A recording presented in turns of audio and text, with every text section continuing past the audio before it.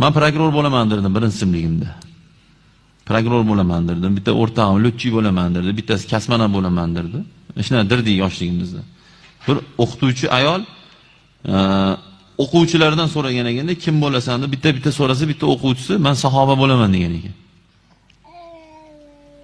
O'qituvchi ha lol qolganda, ajoyib javobda bu. Shunda nimaga sahoba bo'lasan desa, ular yaxshi odam bo'lgan ekan, odamlarga foydasi tegadigan odam bo'lgan ekan deb o'zini yoshiga nisbatan yaxshiliklarni aytib bergan ekan.